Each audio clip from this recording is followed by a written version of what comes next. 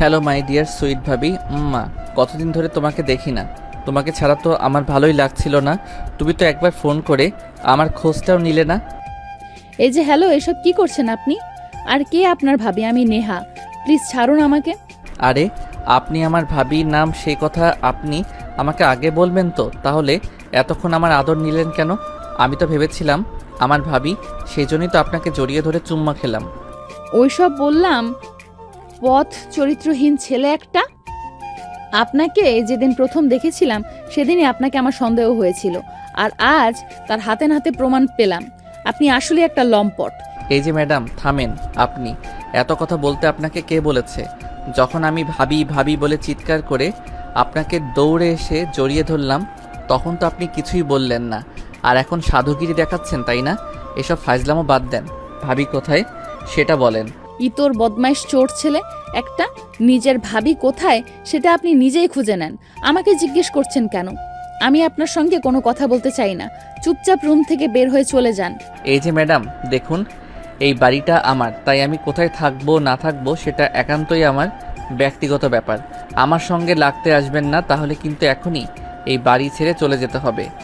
ওরে আইসেন আমার বাড়ির মালিক, আপনার কথাই আমাকে এখান থেকে চলে যেতে হবে। তাই না?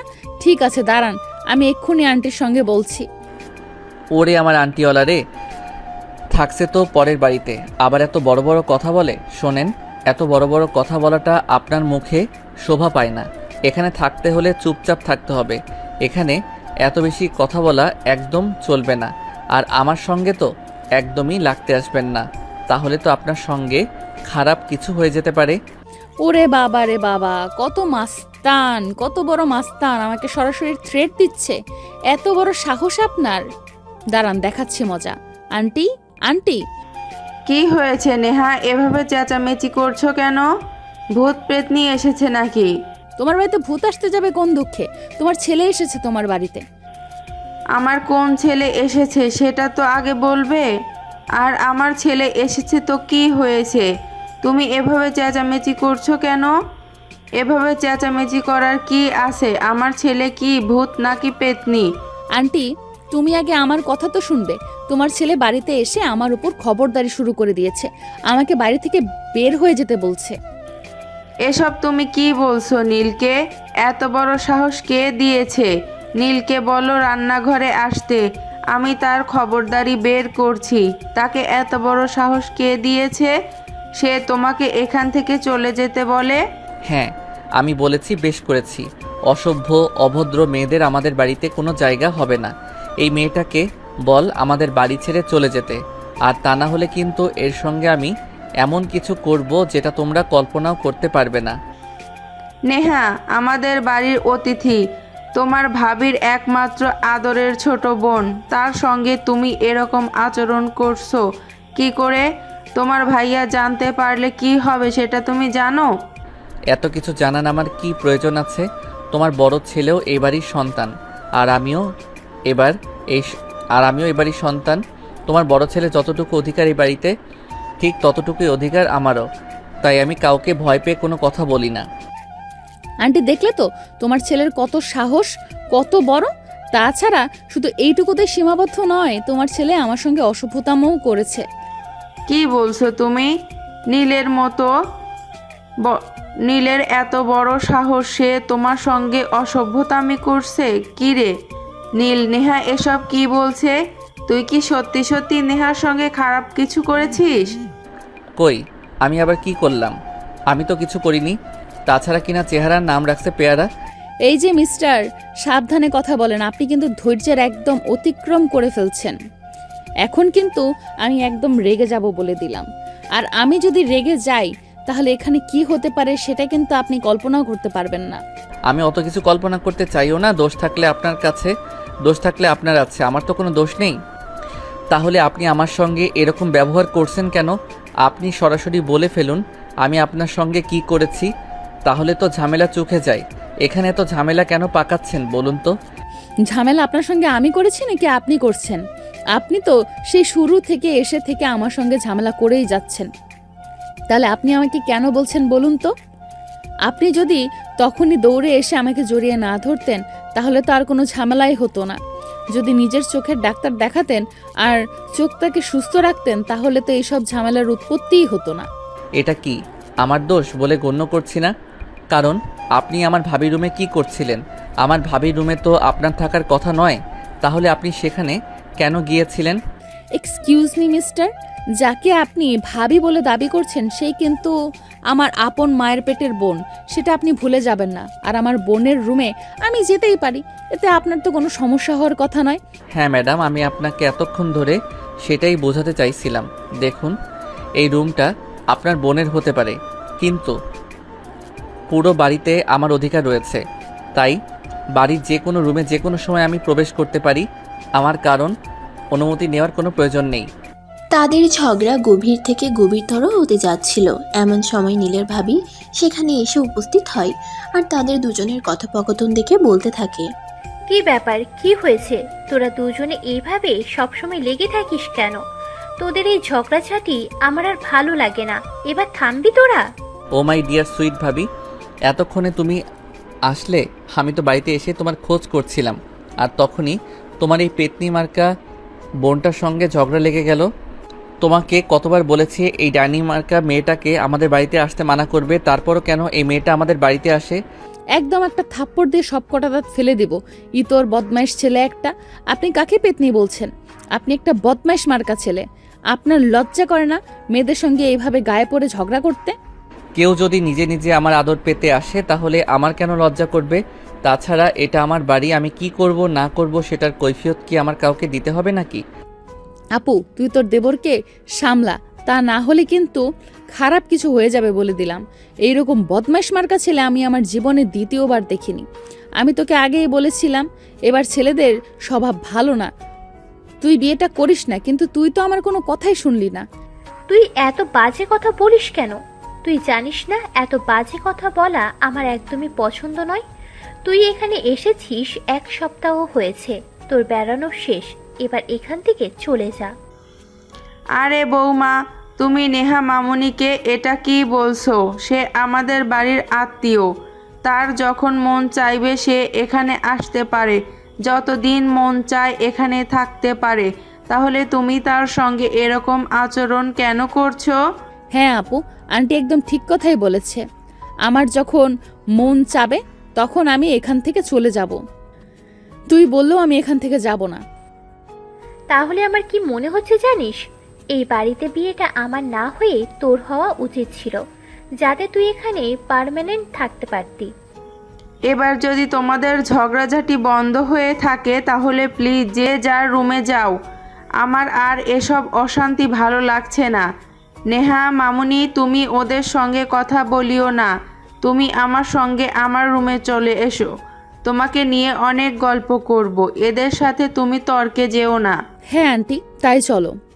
ওদের সাথে কথা বলার চাইতে কথা না বলে থাকা অনেক ভালো। এই কথা বলতে বলতে নেহা আর নীলের মা দুজনেই সেখান থেকে বের হয়ে নীলের মায়ের রুমে চলে গেল। তারপর দুজনেই সেখানে বসে গল্প করতে থাকে। এভাবেই কেটে গেল সেদিনের দিনটা। পরের দিন সকালবেলা ঘুম থেকে উঠে নীল ব্রেকফাস্ট করে বাইরে বের হচ্ছিল। এমন সময় নেহা নীলকে পিছন থেকে ডাক দিয়ে বলতে থাকে, এক্সকিউজ মি মিস্টার, আপনি কি কোথাও বেরোচ্ছেন? আমি কোথায় যাচ্ছি, কি চাচ্ছি, না যাব কি যাব না, সেটা একান্তই আমার ব্যক্তিগত ব্যাপার। এই ব্যাপারে আমি কাউকে কৈফিয়ত দিতে পছন্দ করি না। আপনার কিছু বলার থাকলে বলতে পারেন, নয়তো আমি আসছি। আপনার সঙ্গে ভদ্র ভাষায় কথা বলাটাই অনর্থক, কারণ আপনি তো ভদ্রতার ভাষা বোঝেন না। তাহলে আপনার সঙ্গে ভদ্রভাবে কথা বলে কী লাভ সেটা আমাকে বলেন। আপনাকে আমি জোর করে আমার সাথে কথা বলতে বাধ্য করেছি নাকি? আপনি নিজে নিজে এসে কথা বলবেন, তারপর আবার আমাকে দোষ দিবেন। এই, তোরা দুটো কি ঝগড়া ছাড়া থাকতে পারিস না নাকি? তোরা দুজন দুজনের ছায়া দেখতে পারিস না, তাহলে এক বাড়িতে আছিস কেন বল? নেহা, তোকে তো বলেছি তুই বাড়িতে চলে যা, অশান্তি আমার ভালো লাগে না। ঠিক আছে, তুই বোন হয়েও যখন আমাকে বুঝবি না, তুই পরের জন্য আমাকে কথা শোনালি। ঠিক আছে, আমি আর এখানে থাকবো না, আজকে এই বাড়ি ছেড়ে চলে যাব। আজকের পর যদি কখনো এই বাড়িতে আমার পা পড়ে তাহলে বলিস। আপনি একা একা যেতে পারবেন নাকি আপনাকে বাসা পর্যন্ত পৌঁছে দেওয়া লাগবে? আমি কিন্তু আজ ফ্রি আছি, আপনি চাইলে আমার বাইকে করে আপনাকে আমার বাসা পর্যন্ত পৌঁছে দিয়ে আসতে পারি, আমার কোনো প্রবলেম হবে না। চুপ করবেন আপনি। আমি আপনার কোনো কথা শুনতে চাইছি না। আপনি আমার চোখের সামনে থেকে সরেন। আমি একা একাই চলে যেতে পারবো। কারোর আমাকে গার্ড দিয়ে বাসা পর্যন্ত পৌঁছে দিয়ে আসতে হবে না। কেন? আমার দেবরের কথা শুনলে তোর গায়ে ফোসকা পড়ে নাকি? তুই তো ছেলেটাকে একদম সহ্য করতে পারিস না। ছেলেটা খারাপ কি বলেছে? তুই যদি একা না পারিস তাই বলেছে। এখানে তো আমি দোষের কিছুই দেখছি না। আপু শোন, তোদের সঙ্গে আমার কথা বলার কোনো ইচ্ছে নেই। তুই থাক তোর দেবর নিয়ে। আমি এই বাড়ি ছেড়ে চলে যাচ্ছি, আর কখনো আসবো না। কখনো আমায় ফোন দিয়ে বলিস, তখন বোঝাবো মজা। হয়েছে হয়েছে, অনেক কথা বলেছিস, আর আমি তোর অনেক কথা শুনেছি। এবার চুপচাপ আর কোনো কথা না বলে নিজের ব্যাগপত্র গুছিয়ে বিদায় হ দেখি। রিমি এই কথা বলে সেখান থেকে চলে যায়। আর এদিকে নেহার রাগে গজগজ করতে করতে রুমে গিয়ে ব্যাগপত্র গুছিয়ে বাসা থেকে বের হবে। এমন সময় পেছন থেকে নীলের মা নেহাকে বলে, কি ব্যাপার নেহা, কি হয়েছে? তুমি কি আমাদের বাড়ি থেকে চলে যাচ্ছ নাকি? হ্যাঁ আন্টি, আমি আপনাদের বাড়ি থেকে চলে যাচ্ছি, আর আজকের পর কখনো আপনাদের বাড়ি আসবো না। যেখানে আমার নিজের বোন চায় না তার শ্বশুরবাড়িতে আমি থাকি বা আসি, সেখানে থাকা বা আসার তো প্রয়োজন নেই। চাই সব কথা তোমাকে কে বলছে বলো তো? আমি এই বাড়ির কর্ত্রী, আমি এখনো বেঁচে আছি। আমি যতদিন বেঁচে আছি ততদিন এই বাড়ির সকল সিদ্ধান্ত আমি নেব। তুমি এই বাড়িতেই থাকবে যতদিন তোমার মন চাইবে, তুমি কোথাও যাবে না। না আন্টি, আমি এহেন অপমান আর সহ্য করতে পারলাম না। আমি এই বাড়ি থেকে চলে যাচ্ছি। আমার মনে যদি কোনো কষ্ট দিয়ে থাকি তাহলে ক্ষমা করে দিও। এই কথা বলে নেহা সেখানে আর এক মুহূর্ত দেরি না করে সোজা নিজের বাড়িতে চলে গেল। নেহা এভাবে রেগে এখান থেকে চলে যাওয়ার পিছনে অংশ নির্দিষ্ট কিছু কারণও আছে। চলুন ফ্ল্যাশব্যাক থেকে ঘুরে আসি। আজ থেকে 3 মাস আগে নীলের বাবা মা আর বড় ভাইয়ের জন্য বউ দেখতে নেহাদের বাড়িতে যাই। পারিবারিকভাবেই হয়েছিল নেহার বোন আর নীলের ভাইয়ের বিয়ে। তো যেদিন নীলের বাবা মা আর নীলের ভাইয়া নেহাদের বাড়িতে গিয়েছিল, সেদিনই প্রথম ঝামেলাটা বাধে। ক্রিং ক্রিং ক্রিং ক্রিং। কি ব্যাপার, এইভাবে কেউ কলিং বেল বাজায় নাকি? এটা ভদ্রলোকের বাড়ি, এখানে ভদ্রলোকেরা বসবাস করে। এইভাবে অসভ্যের মতো বারবার কলিং বেল চাপার কারণটা কি? বাড়িতে যদি সবগুলো বয়রা একসঙ্গে বসবাস করে তাহলে তো এভাবে কলিং বেল বাজাতেই হয়, এছাড়া তো আর কোনো উপায় থাকে না। এই যে মিস্টার, চুপ করুন আপনি। আপনি কাকে বয়রা বলছেন? আমরা কেউ বয়রা নই, আমরা সবাই ঠিকঠাক কানে শুনতে পাই। আপনার মাথায় সমস্যা। আপনি হয়তো এটা জানেন না যে কোথায় লোকেরা বসে বসে পোস্ট করে আর কোথায় আপনার মতো অসভ্য ছোট লোক জাতের মানুষের বসবাস করে।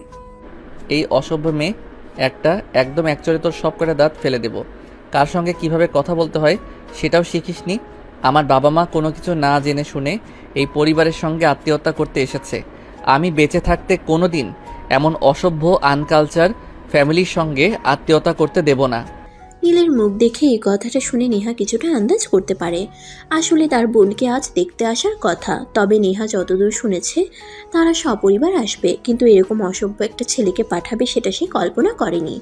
হাজার হোক বোনের সম্বন্ধ, বাড়ি বলে কথা, তাই সে ভদ্রতার খাতিরে বলে, I am so sorry, please. আমি আসলে বুঝতে পারিনি আপনি এভাবে বারবার কলিং বেল বাজাচ্ছিলেন, তাই আমার মেজাজটা একটু খারাপ হয়ে গেছিল। প্লিজ ভেতরে আসুন। হয়েছে, আপনার মতো মেয়েদের আমার খুব ভালো করেই চেনা আছে। জুতো মেরে আর গরু দান করতে হবে না। আর একটা কথা বলুন, আমার ভাইয়ার কি আপনার সঙ্গে বিয়ে ঠিক হয়েছে? আই মিন কথা চলছে? দূর মিয়া, আপনার কি পাগলে পাইছে? আমি তো পড়াশোনা করছি, পড়াশোনা শেষ করে চাকরি বাকরি করব, বিয়ে শাদী নিয়ে ওসব চিন্তা ভাবনা করি না। আমার বড় বোন রিমি, তার বিয়ের সম্বন্ধ দেখা হচ্ছে। যাক বাবা, বাঁচা গেল। আপনার বড় বোন নিশ্চয়ই আপনার মতো দজ্জাল মেয়ে নয়। এই যে মিস্টার, সাবধানে কথা বলেন। আপনি কাকে দরজাল মেয়ে বলছেন? আপনি, আপনার সঙ্গে কি এমন করলাম যার কারণে আপনি আমাকে দরজাল বলছেন? আপনি আমার সঙ্গে যে ব্যবহারটা করেছেন এটা একমাত্র দজ্জাল মেয়েরাই করতে পারে। ভালো মেয়ের পক্ষে এরকম ব্যবহার করা সম্ভব নয়। যাই হোক, আপনার সঙ্গে কথা বলার কোনো ইচ্ছেই আমার নেই। এই কথা বলে নেহাকে আর কোনো কথা বলার সুযোগ না দিয়ে নীল নেহাকে পাশ কাটিয়ে বাড়ির ভিতরে চলে আসে। তখন নেহা আর কোনো কথা না বলে দরজাটা খোলা রেখে চুপচাপ তার বোনের রুমে চলে যায় আর চিৎকার করে বলতে থাকে, আমি আগেই বাবাকে বলেছিলাম সব কিছু দেখে শুনে তারপর সম্মান তো ঠিক কর, কিন্তু বাবা মার তো কোনো কথাই শুনলো না। একটা অসভ্য অভদ্র পরিবারের সঙ্গে আমার বোনের বিয়ের সম্বন্ধ ঠিক করেছে। কি হয়েছে নেহা, তুই এইভাবে চেঁচামেচি করছিস কেন? তুই জানিস না আজ বাড়িতে মেহমান আসবে? তাহলে তুই এরকম কেন করছিস? বাড়িতে মেহমান আসবে সেটা আমি খুব ভালো করেই জানি, আর জানি বলেই চাচা আমি কি করছি। তুই কি জানিস বাবা অসভ্য অভদ্র একটা ফ্যামিলির সঙ্গে তোর বিয়ের সম্বন্ধ করেছে? শোন, আমি এত কিছু জানি না, জানার প্রয়োজনও মনে করি না, কারণ আমি আমার বাবাকে অনেক বিশ্বাস করি আর ভালোবাসি। আমি জানি আমার বাবা কখনোই আমার জন্য খারাপ কিছু করবে না, যা করবে চিন্তা ভাবনা করেই করবে। তাই আমি আমার বাবার বিশ্বাসের উপর কোনো আঘাত আসতে দিব না। হ্যাঁ সেটাই, কিন্তু তুই যে পরিবারের বউ হয়ে যাচ্ছিস সেই পরিবারের মানুষগুলো কতটা ভালো কতটা খারাপ সেই বিষয়ে তুই কোনো খোঁজ খবর নিবি না? নেহা, আমার মনে হয় তুই অকারণে উত্তেজিত হয়ে যাচ্ছিস। আমাদের বাবাকে তো চিনিস, বাবা কখনোই এমন কোনো সিদ্ধান্ত নেবেন না যেটা আমাদের দুই বোনের জন্য ক্ষতিকর কিংবা খারাপ হবে। দেখ, তোদের সঙ্গে কথা বলাই অনর্থক। আমি তোদেরকে কি বোঝাতে চাইছি তোরা কি আমার কথাটাই বুঝতে চাইছিস না? উল্টো তোরা আমাকে আরো কথা শুনিয়ে দিচ্ছিস। ঠিক আছে, তোর কপাল পূর্বে, তাতে আমার কি? হ্যাঁ, তুই একদম ঠিক কথাই বলেছিস। যদি খারাপ কিছু হয় তাহলে সেটা আমাদের সঙ্গেই হবে, তোর সঙ্গে নয়। তাই তোর চিন্তা করার কিছুই নেই। তুই একটা কাজ কর, নিজের চরকায় তেল দে, আর আমার বিষয়টা না হয় বাবাকেই ভাবতে দে। হ্যাঁ সে ভালো, তোদের যা ইচ্ছা কর, আমি তোদের মধ্যে আর নেই। বিয়েটা তো আর আমার হচ্ছে না, আমি কেন এত মাথা ঘামাচ্ছি? এই কথা বলে রিমির রুম থেকে নেহা বের হয়ে আসে। রাগে তার শরীর কচকচ করছিল, তাই সে নিজের রুমে না গিয়ে সোজা ছাদে চলে আসে। ছাদের রেলিং ধরে দাঁড়িয়ে সে আকাশ দেখছিল। এমন সময় হঠাৎ নীল সেখানে এসে উপস্থিত হয় আর নেহার কানের কাছে মুখ নিয়ে বলতে থাকে, কি ব্যাপার ম্যাডাম, আপনাকে তো দেখছি খুবই ডেঞ্জারাস মাল। আপনার বোনের সঙ্গে এখনও আমার ভাইয়ের বিয়ের কথাবার্তাই পাকা হলো না, আর এখনই আপনি ভাঙানি দিচ্ছেন? হ্যাঁ ভাঙানি দিয়েছি, বেশ করেছি। আপনাদের মতো অসভ্য আনকালচার্ড ফ্যামিলির সঙ্গে আত্মীয়তা করার কোনো ইচ্ছে আমার নেই। সে আপনার নাই থাকতে পারে, তাতে আমাদের কোনো সমস্যা নেই। তবে একটা কথা আপনাকে বলে দিচ্ছি, আপনি আমাদের ফ্যামিলির সঙ্গে আত্মীয়তা করতে চান না, বেশ ভালো কথা, কিন্তু আপনার ফ্যামিলির মানুষ তো আমাদের সঙ্গে আত্মীয়তা করতে প্রস্তুত। সে যাই হোক, ওইসব ব্যাপারে আমার কোনো মাথা ব্যথা নেই, কিন্তু আপনি এখানে কেন এসেছেন সেটা আমাকে বলুন। কেন আবার? আপনার মতো সুন্দরী বিয়াইন যদি কপালে জোটে তাহলে আমার কোনো কারণ থাকতে হয় নাকি? দেখুন, আপনাদের বাড়িতে আসার আগ পর্যন্ত আপনার বোনকে আমাদের বাড়ির বউ বানাবো, সেই ব্যাপারে আমার কোনো ইচ্ছা অনিচ্ছা ছিল না, কিন্তু আপনার মতো সুন্দরী বিয়াইন যখন আছে তখন তো আপনার বোনকে আমাদের বাড়ির বউ বানাবো, সেই সঙ্গে আপনার সাথে লাইন মারার ব্যাপারটাও ক্লিয়ার করে নেব। অসভ্য ইতর মার্কা ছেলে একটা, আপনার সঙ্গে কথা বলার কোনো ইচ্ছে আমার নেই। এই কথা বলে নীলকে আর কোনো কথা বলার সুযোগ না দিয়ে নেহা সেখান থেকে সোজা নিজের রুমে চলে আসে আর রুমের দরজা আটকে দেয়। কিন্তু সে দরজা আটকে বেশিক্ষণ থাকতে পারে না। কিছুক্ষণ পরে তার মা এসে তাকে ডাকতে থাকে, এই নেহা, কি হয়েছে? তুই রুমের দরজা বন্ধ করে আসিস কেন? পাত্রপক্ষের সবাই চলে এসেছে, তুই রিমিকে নিয়ে ড্রয়িং রুমে আয়, সবাই রিমিকে দেখতে চাইছে। আমি পারবো না, তোমার মেয়েকে তুমি নিয়ে যাও, বিয়েটা আমার নয় তোমার মেয়ের। তাহলে আমি কেন ছেলে পক্ষের সামনে যাব? নেহা দেখ, একদম বেশি কথা বলিস না, বেশি পেঁচাল পাড়া কিন্তু আমার একদমই ভালো লাগে না। তোকে যেটা করতে বলেছি তুই সেটাই কর। রিমি রেডি হয়ে নিজের রুমে বসে আছে, তুই রিমিকে নিয়ে এক্ষুনি নিচে আসবি, এটাই আমার শেষ কথা। আর তুই যদি আমার কথা না শুনিস তাহলে কিন্তু তোর কপালে খারাপ আছে, সেটা আমি তোকে বলে দিলাম। আমি কিছুতেই বুঝতে পারছি না তোমরা আমাকে আদেশ করছো নাকি হুমকি দিচ্ছ। যাই হোক, যাও, আমি আসছি। এই আপু, বিয়ে করবি তুই? তাহলে তোকে নিয়ে আমার কেন যেতে হবে? তুই বড় হয়েছিস ঠিকই, কিন্তু এখনো কিছু বুঝিস না। বিয়ে আমি করব সেটা ঠিক আছে, তাই বলে পাত্রপক্ষে আমি একা একা যাব নাকি?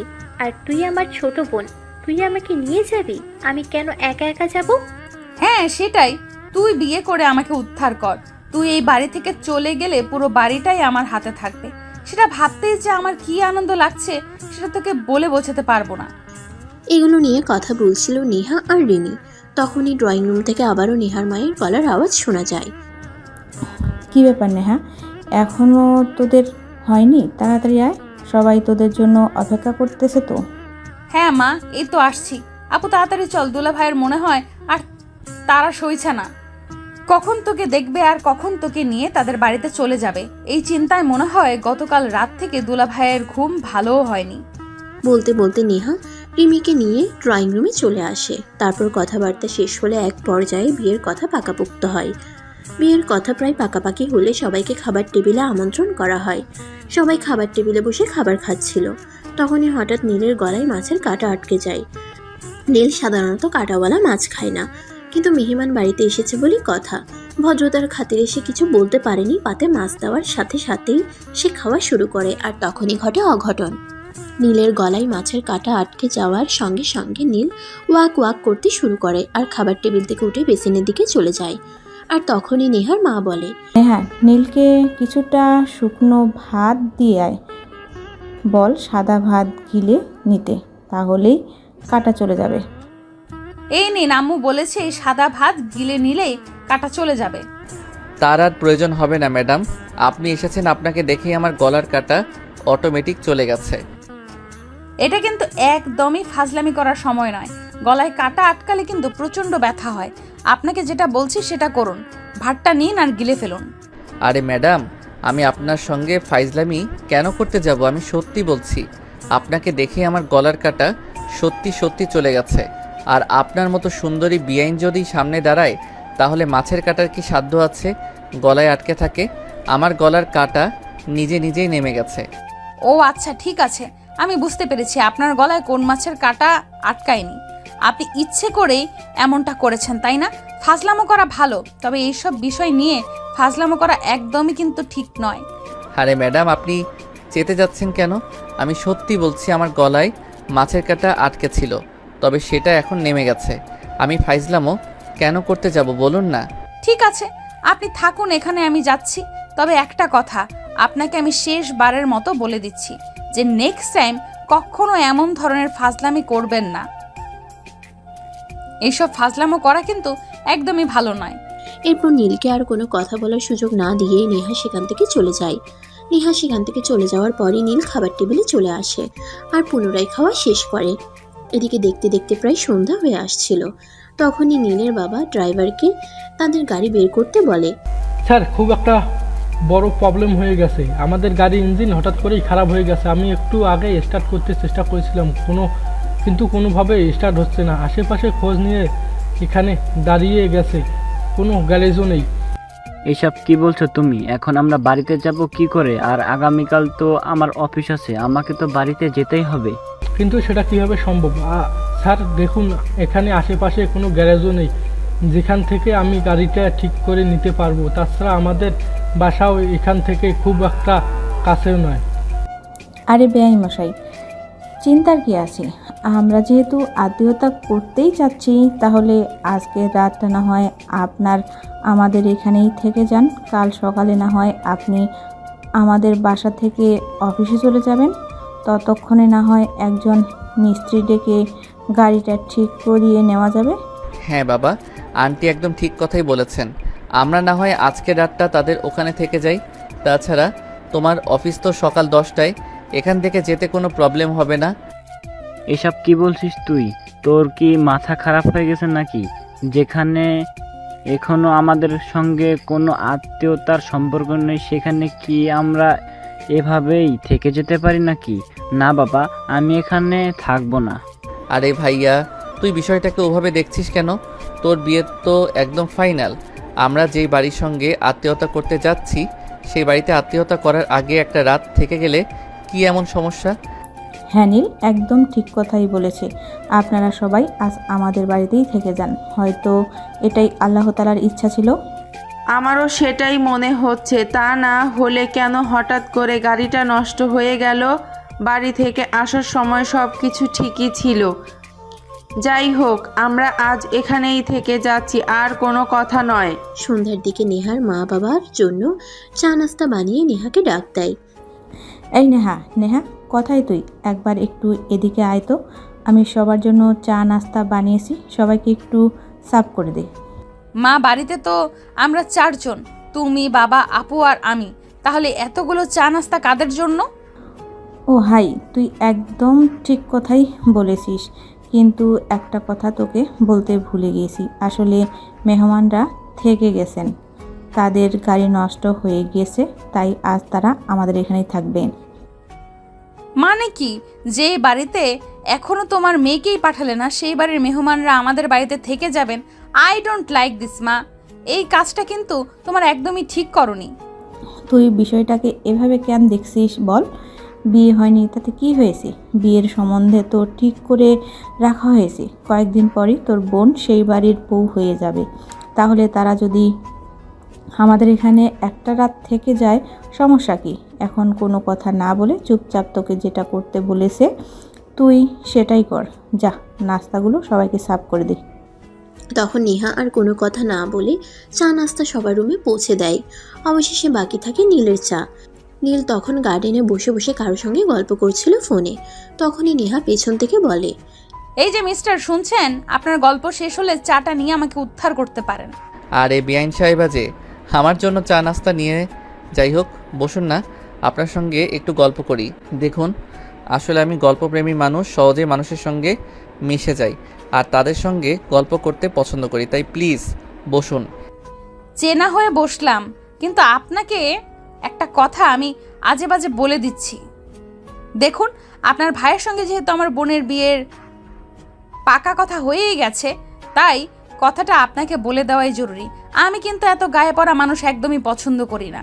আমি সব সময় আমার মতো থাকতে পছন্দ করি, আর এত কথা বলা আমার পছন্দ নয়। কি বলেন আপনি? তাহলে তো আপনার এক ঘরে হয়ে থাকা প্রয়োজন। কারো সঙ্গে সেভাবে যেহেতু মিশতে পারেন না, তাহলে কি দরকার ফ্যামিলি নিয়ে থাকার? একা থাকলেই তো পারেন। দেখুন, আপনি কিন্তু একদম বেশি বাড়াবাড়ি করে ফেলছেন। আমি একা কেন থাকবো? আমার ফ্যামিলি আছে, আমি ফ্যামিলি নিয়েই থাকি, কিন্তু আমার ফ্যামিলির মানুষজন আপনার মতো নয়। তারা অযথাই কোনো কারণ ছাড়া বকবক করে না। কথা কেন বলি না? অবশ্য কথা বলি, তবে প্রয়োজনের অতিরিক্ত কথা আমি কখনোই বলি না। বাদ দিন, অনেকক্ষণ হলো আপনাদের বাড়িতে এসেছি, কিন্তু এখনও তো এটাই জানতে পারলাম না আপনার নামটা কি, আপনি কি করেন, আই মিন কোন ক্লাসে পড়াশোনা করছেন? আমি নেহা, সাদিয়া ইয়াসমিন নেহা। এ বছর অনার্স ফাইনাল ইয়ারে পড়াশোনা করছি। এবার আপনার ব্যাপারে বলুন। ও, যাই হোক, ভালোই। আমি তো পড়াশোনা শেষ করেছি, একটা মাল্টি ন্যাশনাল কোম্পানিতে চাকরি করছি, দেশের বাইরেই থাকি। 3 মাসের ছুটিতে বাংলাদেশে এসেছি, আর তখনই বাবা মা বলল ভাইয়ার জন্য বিয়ের সম্বন্ধ দেখতে হবে, তারপরেই আমার সিরিয়াল। ও যাই হোক, ভালোই। তবে আপনাকে দেখে আমার একটা কথা বলতে ইচ্ছে করছে। আপনার মনে হয় অনেক গার্লফ্রেন্ড, তাই না? আপনি এরকম কেন ভাবছেন? আমি তো সেটাই বুঝতে পারছি না। আমাকে দেখে কি আপনার লোফার বলে মনে হয় নাকি? এক্স্যাক্টলি, আমি আপনাকে সেই কথাটা বলতে চাইনি। আসলে আপনাকে দেখে আমার মনে হচ্ছে আপনি তো সহজেই মেয়েদের বশে আনতে পারেন, তাই বললাম আর কি। নীল তখন নেহাকে কিছু একটা বলতে চাইছিল, কিন্তু নেহা সেই সুযোগটা নীলকে না দিয়ে আবারও বলতে থাকে, আসলে একটা কথা কি জানেন, আমি আপনার মতো ছেলে জীবনে দ্বিতীয়টা দেখেছি বলে মনে হয় না। ভার্সিটিতে পড়াশোনা করি, কিন্তু আমার কোনো বন্ধুকে আজও এমন হতে দেখিনি যে মেয়েদের সঙ্গে এইভাবেই গায়ে পড়ে পড়ে কথা বলতে চায় বা মিশতে চায়। আমি আমার লাইফে এই প্রথম কোনো ছেলেকে দেখলাম যে মেয়েদের সঙ্গে এইভাবে গায়ে পড়ে কথা বলতে চায়। দেখুন, আপনার সঙ্গে আমার সম্পর্কটা রসের, তার মানে আপনি আবার নেগেটিভ কিছু চিন্তা করবেন না। আমি বলতে চাইছি আপনি সম্পর্কে আমার বেআইন সাহেবা হবেন, তাই আমি আপনার সঙ্গে রঙ্গ করে কথা বলতেই পারি, ব্যাস এইটুকুই, আর কিছু না। আর অনেক গার্লফ্রেন্ড কেন থাকতে যাবে আমার? আমি তো নিজেকে কন্ট্রোল করতে পারি না, সেখানে আবার অনেকগুলো গার্লফ্রেন্ড। যাই হোক, আপনার চা শেষ হলে আমি আসি। সামনে আমার এক্সাম আছে, পড়াশোনা করতে হবে। এখন ফাজলামি করে সময় কাটালে চলবে না আমার। সামনে আপনার বাড়ি আছে সেটা তো জানি, কিন্তু তাই বলে এত তাড়াহুড়া করতে হবে নাকি? আমি আপনাদের বাড়ির গেস্ট, আমাকে কিছুটা সময় দিলে আশা করি আপনার খুব বেশি ক্ষতি হয়ে যাবে না। দেখুন, আপনি আমাদের বাড়ির গেস্ট সেই পর্যন্তই ঠিক আছে, কিন্তু তার মানে এই নয় যে আপনাকে আমার পার্সোনালি টাইম দিতে হবে। বাড়িতে আমার পুরো ফ্যামিলি আছে, আপনি ভেতরের ড্রয়িং রুমে গিয়ে তাদের সঙ্গে গল্প করতে পারেন। আমি আসছি, বাই। এই বলে নীলকে আর কোনো কথা বলার সুযোগ না দিয়ে নেহা ভিতরে চলে গেল। এদিকে দেখতে দেখতে রাতের খাবার খাওয়ার সময় হয়ে গেল। নেহা তখন নিজের রুমে বসে পড়াশোনা করছিল। নেহার মা সবার জন্য খাবার সাজিয়ে তারপর সবাইকে খেতে ডাকে। একে একে সবাই খাবার খাওয়ার জন্য টেবিলে চলে আসলো, কিন্তু নেহাকে কোথাও দেখা যাচ্ছে না। তাই তার মা তাকে ডাকতে থাকে। এই নেহা, কি হয়েছে তোর? তুই খাবার টেবিলে আসিস না কেন? সবাই তো খাবার খেতে চলে এসেছে, তাড়াতাড়ি চলে আয়। তোমরা খেয়ে নাও, আমি এখন খাবো না, আমি পরে খেয়ে নেব। আমার এখন খেতে মন চাইছে না। কেন নেহা, কি হয়েছে তোর? শরীর খারাপ লাগছে নাকি বল আমাকে, আমি তোকে ওষুধ দিয়ে দিব। না, সেরকম কোনো ব্যাপার নয়। সেরকম হলে আমি তোমাকে বলতাম। টেনশনের কোনো কারণ নেই, তোমরা খেয়ে নাও, আমি পরে খেয়ে নেব। আন্টি, আসলে সমস্যা এখানে নয়। সমস্যা হলো আমরা এই বাড়িতে থেকে গেছি, এটা আপনার মেয়ে মেনে নিতে পারছে না। আপনার মেয়ে তো প্রথম থেকেই চাইনি আমরা এখানে থাকি। না বাবা, তুমি ভুল ভাবছো। আমার মেয়েটা আসলে এরকম নয়, সে সবাইকে খুব ভালোবাসে। হয়তো তোমার সঙ্গে কোনো একটা বিষয় নিয়ে ঝামেলা হয়েছে, তাই এরকম করছে তোমার সঙ্গে। কিন্তু দেখো, পরে সব ঠিক হয়ে যাবে। তুমি হয়তো একটা বিষয় লক্ষ্য করেছো, সে তোমার সঙ্গে ঝগড়া করলেও তোমার মায়ের সঙ্গে কিন্তু অনেকটাই মানিয়ে নিয়েছে। হ্যাঁ, সেটা আমি দেখেছি। আপনার মেয়ের কিন্তু খুব সহজেই ফ্রেন্ডলি একটা সম্পর্ক হয়ে গেছে। তবে সে আমার সঙ্গে কেন এরকম করছে আমি সেটাই বুঝতে পারছি না। আমি তার কোন পাকা ধানে মই দিয়েছি সেটাই তো জানি না। এভাবেই গল্প করতে করতে তাদের রাতের খাওয়া শেষ হয়ে যাওয়ার পর যে যার যার রুমে চলে গেল। নীলকে ঘুমোতে দেওয়া হয়েছে নেহা যে রুমে থাকে তার ঠিক পাশের রুমেই। নেহা কিছুক্ষণ পর রুম থেকে বের হয়ে যায়, নিচে যায় খাবার খাওয়ার জন্য। খাবার শেষ করে সে যখন রুমে আসছিল তখনই পথ আগলে দাঁড়ায় নীল। ম্যাডাম, আপনি কি আসলেই আমার এখানে থেকে যাওয়াটা মেনে নিতে পারছেন না? যদি সেরকমটাই হয়ে থাকে তাহলে আপনি আমাকে বলেন, আমি এক্ষুনি এখান থেকে চলে যাব। এত রাত্রিরে আপনি এখান থেকে আপনার বাসায় যাওয়ার জন্য কোনো গাড়ি পাবেন না, তাই উত্তেজিত হওয়ার কোনো কারণ নেই। আপনি রুমে গিয়ে ঘুমিয়ে পড়ুন, আর কোনো কারণ ছাড়াই আমাকে বিরক্ত করবেন না। এটা আমার একদমই পছন্দ নয়। ওকে ম্যাডাম, নো প্রবলেম, আমি আসছি। Have a good night. বলতে বলতে নীল তার রুমে চলে আসে। তখন ছিল জুন মাসের মাঝামাঝি সময়। হঠাৎই দমকা হাওয়া বইতে শুরু করে। দেখতে দেখতেই বৃষ্টি শুরু হয়। বৃষ্টি আর বাতাসের বেগ এতটাই জোরে বইছিল, নীল একদম অনেকটা ভয় পেয়ে গেছিল। তাছাড়া নীল যে রুমটাতে ঘুমিয়েছে এটা সবার শেষের রুম। তারপর আর কোনো রুম নেই। একা একা আসলে যে কেউই ভয় পাবে। নীল তখন কোনো উপায় অন্তর না পেয়ে রুম থেকে বের হয়ে আর তখনই এসে দেখলো নেহা রুমে দরজাটা খোলা, বাতাসে এপাশ ওপাশ করছে নীল, কিন্তু নেহা বেঘরে ঘুমাচ্ছে। নীল তখন 7-5 চিন্তা না করেই রুমের ভিতরে ঢুকে গেল আর দরজাটা ভিতর থেকে লাগিয়ে দিল। কিন্তু এখন সে কি করবে? নেহা তো ঘুমোচ্ছে। তখন হঠাৎ তার মাথায় কি জানি চিন্তা আসলো। সে টুপ করে নেহার কম্বলের ভিতরে ঢুকে গেল। তখন প্রায়ই সকাল হবে, ফজরের আজান দিয়ে দিচ্ছে। নেহা ফজরের নামাজ পড়বার জন্য ঘুম থেকে ওঠে, কিন্তু ঘুম ভাঙার সঙ্গে সঙ্গেই সে নিজের উপর একটা ভারী বস্তু আবিষ্কার করলো। কিন্তু সেটা কি? সে অনেকটা ভয় পেয়ে যায়। তাই সে আস্তে আস্তে চোখ মেলে তাকিয়ে দেখে তার উপর কেউ একজন শুয়ে আছে। এটা দেখে সে তো আরো অনেক বেশি ভয় পেয়ে যায়। এই শুনছেন, এই কে আপনি? আপনি আমার রুমে আসলেন কি করে? আর আমার উপর শুয়ে আছেন কেন? উফ, সারা রাত ভয়ে ঘুমাতে পারিনি। এখন একটু ঘুমাতে দেন, চেঁচামেচি করবেন না, চুপচাপ শুয়ে থাকুন। গলার স্বর শুনে নেহা অনেকটা আন্দাজ করতে পারলো এটা নীল। কিন্তু নীল এখানে কিভাবে আসলো? এই ছেলেটার কি আসলেই চরিত্রের সমস্যা আছে? নেহা তখন ধাক্কা দিয়ে তার উপর থেকে ফেলে দিল নীলকে। তখনই ধরফর করে উঠে বসে আর বলতে থাকে, আই এম এক্সট্রিমলি সরি। আমি আসলে বুঝতে পারিনি ম্যাডাম। আসলে রাতে যে ঝড় এসেছিল আমি অনেকটাই ভয় পেয়ে আপনার রুমে চলে আসি, কিন্তু এখন যেটা হয়েছে সেটার জন্য আমি মোটেও প্রস্তুত ছিলাম না। আপনাকে প্রথম দেখাতেই আমার সন্দেহ হয়েছিল, কিন্তু আপনার চরিত্র এতটা খারাপ সেটা আমি ভাবতে পারিনি। কি জানি রাতে আপনি আবার আমার সঙ্গে উল্টাপাল্টা কিছু করেছেন কিনা। আমি তো আবার ঘুমালে দুনিয়ার খবর কিছু বলতে পারি না। না না ম্যাডাম, এত কিছু চিন্তা করার কোনো কারণ নেই। আমি চোর হলেও নিজের চরিত্র ঠিক রাখি। আপনার সঙ্গে ওইসব কিছুই আমি করিনি। উত্তেজিত হওয়ার কোনো কারণ নেই। প্লিজ আপনি এই বিষয়টা কাউকে বলবেন না। কেন, আপনি কি ভেবেছেন আমি আপনার এই এত বড় একটা গরমে কথা ঢেকে? কখনোই না। আমি আপনার পরিবারের সঙ্গে আমার পরিবারের কোনো আত্মীয়তাই হতে দেব না। আপনার চরিত্র খারাপ সেটা আমি আগেই বুঝেছিলাম, কিন্তু আপনি এতটা নীচ সেটা জানতাম না। তাই নাকি? আচ্ছা ঠিক আছে, আপনি বলে দেন, কোনো সমস্যা নেই। মান ইজ্জত আমার একার যাবে না, আপনারও যাবে। সো আমার কোনো ভয় নেই। যদি দেখি পরিচিতি খারাপ, তাহলে আমি সবাইকে বলে দেব আমি আপনাকে বিয়ে করব। ব্যাস, ঝামেলা চুকে যাবে। মগের মুল্লুক নাকি আপনি যা বলবেন তাই হবে? কখনোই না। আপনাদের মতো চরিত্রহীন লম্পট ইতর বদমাইশ একটা ছেলেকে আমি কখনোই বিয়ে করব না। আপনার মতো বদমাইশ মার্কা ছেলেকে নিজের লাইফ পার্টনার বানানোর কোনো প্রশ্নই ওঠে না। ওকে মাই ডিয়ার সুইটার, তাহলে আমি এখন আসি। তা না হলে আবার বাড়ির সবাই ঘুম থেকে উঠে পড়বে। আমাকে এই রুম থেকে বের হতে দেখলে সবাই নানান ধরনের প্রশ্ন করবে। আমি সেসব প্রশ্নের সম্মুখীন হতে চাই না। Good morning and tata, bye bye. বলতে বলতে নীল নেহার রুম থেকে বের হয়ে আসে। নেহা তখন বিছানা থেকে নেমে সোজা ওয়াশরুমে চলে যায়। তারপর অজু করে এসে ফজরের নামাজ আদায় করে নেয়। তারপর একটু হাঁটতে বের হয়, এটা তার প্রতিদিনকার অভ্যাস। হাঁটাহাঁটি শেষ করে যেই বাসায় ঢুকতে যাবে ওই সময় তার মা বলে, নেহা, আমাকে একটু রান্নার কাজে সহযোগিতা করতে হবে। আজকে তো বাসায় মেহমান আসছে, আমি একা একা সবটা সামলাতে পারবো না। তাই তুমি পারবে না ভালো কথা, কিন্তু তুমি আমাকে কেন বলছো আমি তোমাকে রান্নার কাজে কোনো সহায়তা করতে পারবো না? আমি তোমার বাড়ির কাজের লোক নই। আরে বাবা, তুই আমার সঙ্গে এভাবে কেন কথা বলছিস? আমি কি তোকে বলেছি নাকি যে তুই আমার বাড়ির কাজের মেয়ে? আমি তোর মা আর তুই আমার মেয়ে। তুই আমাকে সহযোগিতা করতেই পারিস। এখানে কাজের মেয়ে কথা থেকে আসছে। তাছাড়া একটা কথা, গতকাল থেকে আমি দেখছি তুই কেমন জানি হয়ে গেছিস। তোর কি হয়েছে? কোনো প্রবলেম হয়ে থাকলে আমাকে বল। আমার কোনো প্রবলেম কেন হতে যাবে? আমি পারবো না তোমাকে কোনো কাজে কোনো সহযোগিতা করতে। তুমি করো, না পারলে বাদ দাও।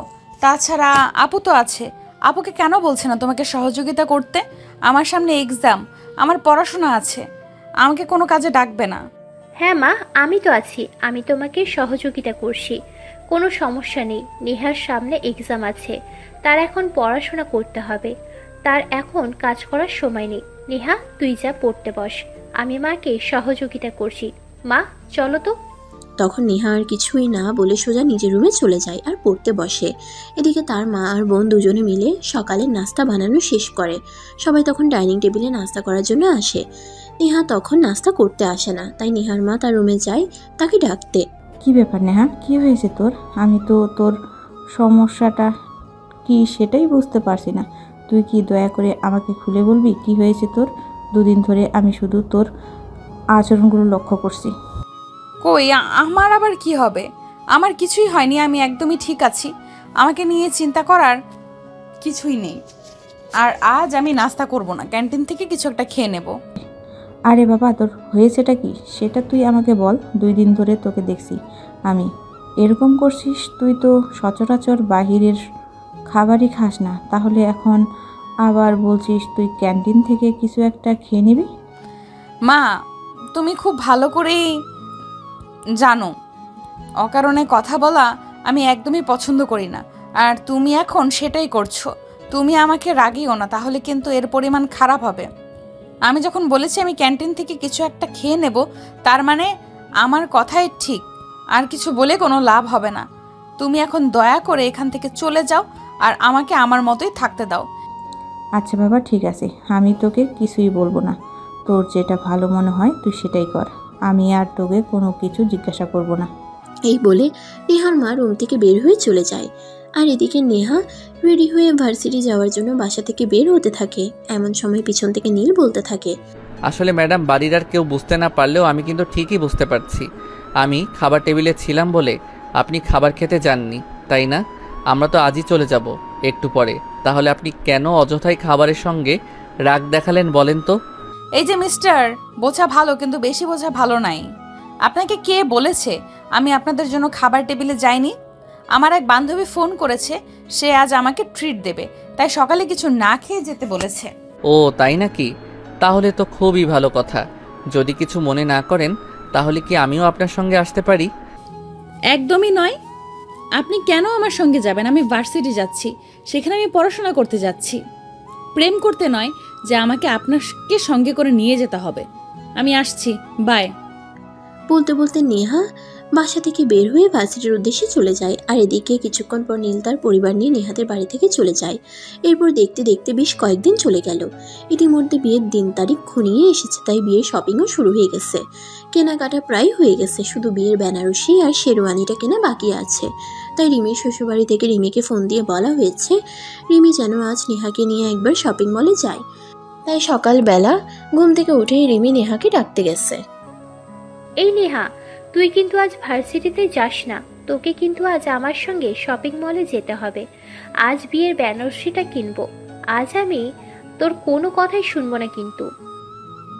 না আপু, আমি তোর সঙ্গে যেতে পারবো না, কারণ আমি খুব ভালো করে জানি আজ দুলা ভাইয়ের সঙ্গে তার ফাজিল মার্কা ভাইটাও শপিং মলে আসবে।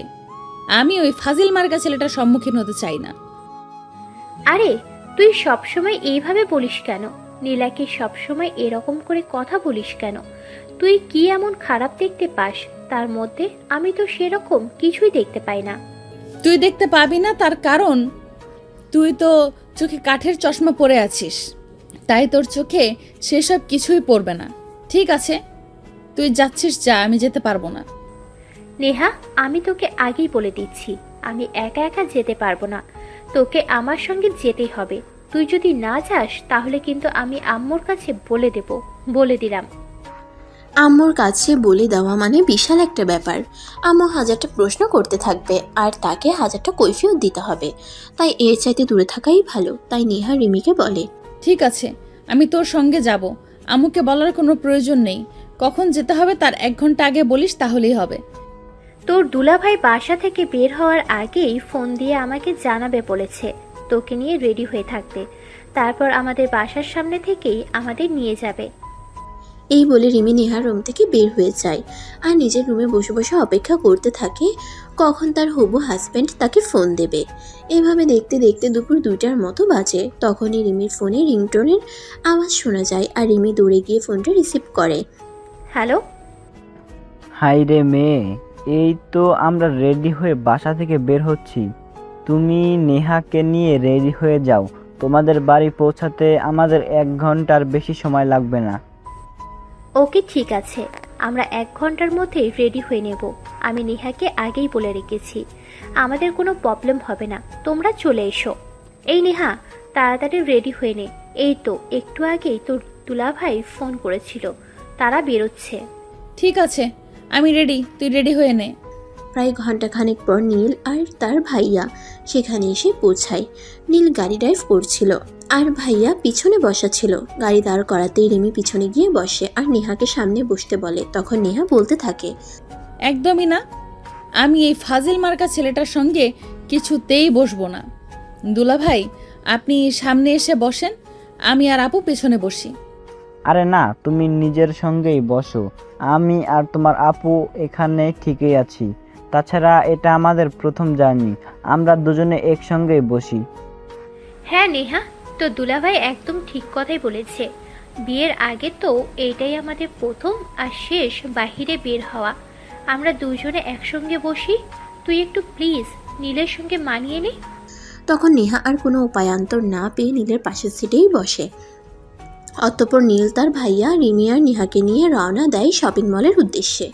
রিমি আর তার হবু হাজব্যান্ড গাড়িতে বসে বসে অনেক গল্প করছিল আর এদিকে নীল গাড়ি ড্রাইভ করছে আর তার পাশের সিটে নেহা চুপচাপ বসে আছে। নীরবতা ভেঙে নীল হঠাৎ বলে ওঠে, কি ব্যাপার ম্যাডাম, চুপ করে বসে আছেন?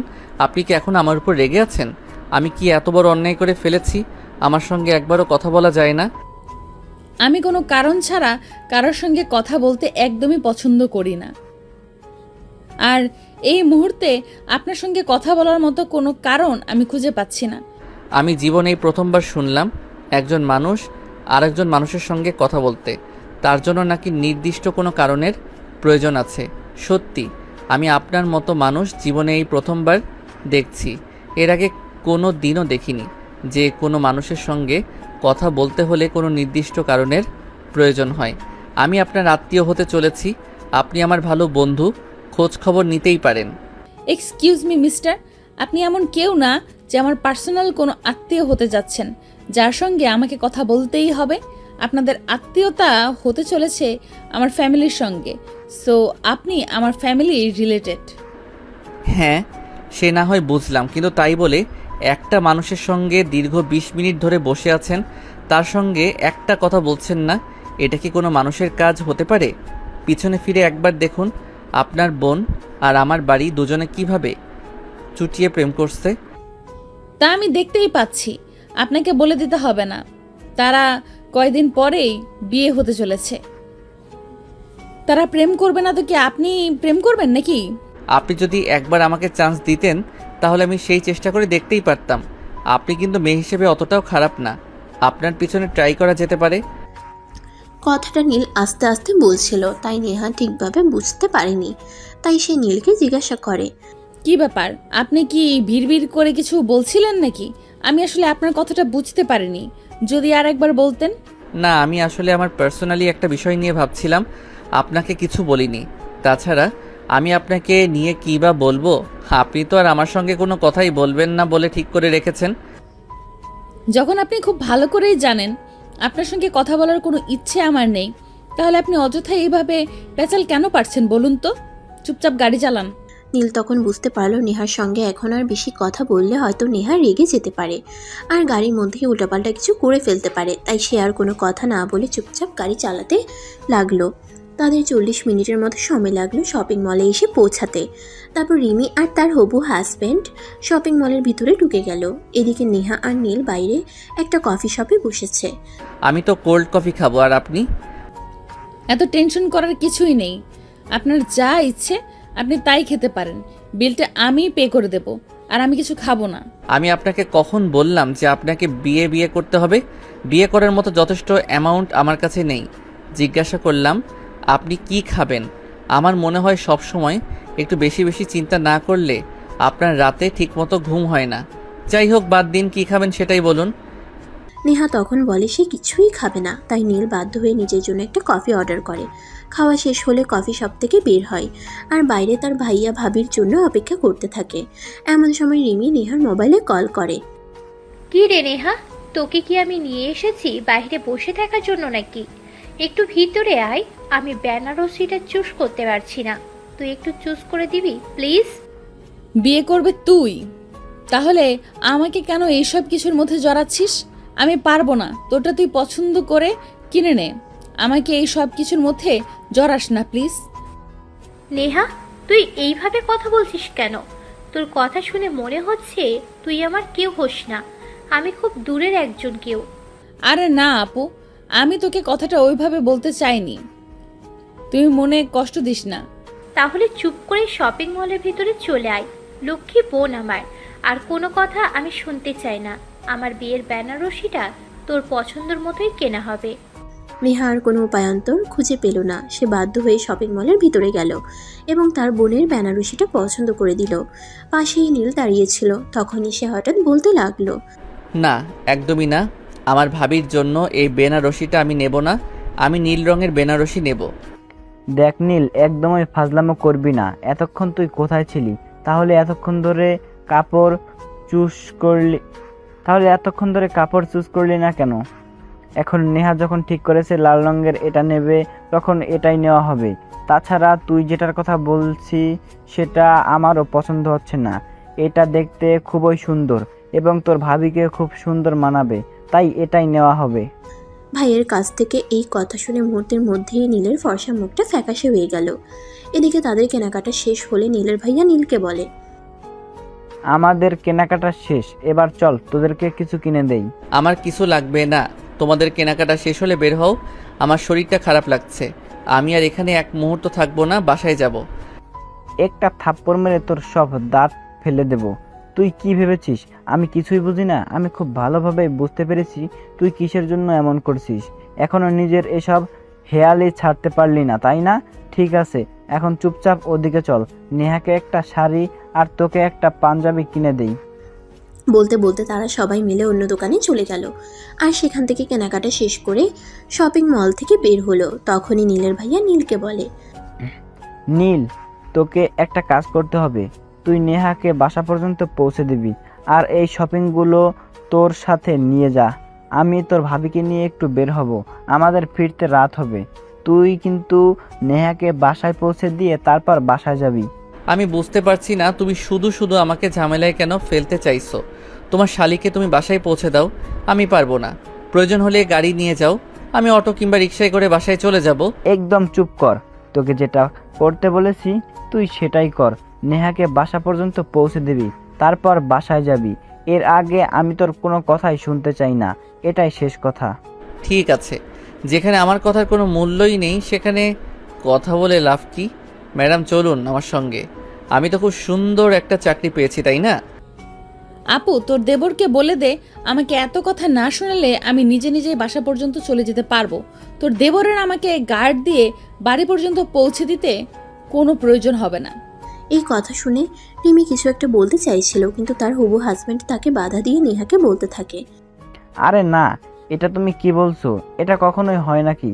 তুমি তোমার আপুর সঙ্গে এখানে এসেছো আর এখন একা একা বাসায় যাবে, এটা দেখতে খারাপ লাগবে।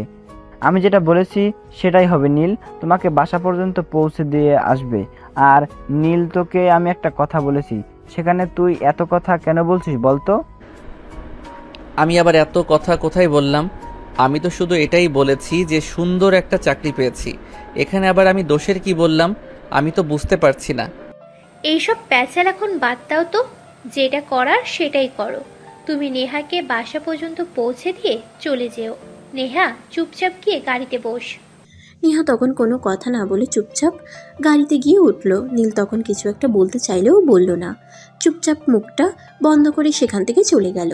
নেহা গাড়ির পিছনে সিটে বসেছে আর নীল গাড়ি ড্রাইভ করছে। মাঝ রাস্তায় এসে হঠাৎ নীল নেহাকে বলে, ম্যাডাম দয়া করে সামনে এসে বসুন। আপনি পিছনে বসে আছেন আর আমি ড্রাইভ করছি, এটা থেকে যে কেউ বলবে আমি আপনার ড্রাইভার। আর আমি যদি সামনে এসে বলি তাহলে সবাই এটা ভাববে যে হয়তো আমরা গার্লফ্রেন্ড বয়ফ্রেন্ড নয়তো হাজব্যান্ড ওয়াইফ। তো যেখানে আছি সেখানেই ঠিক আছি।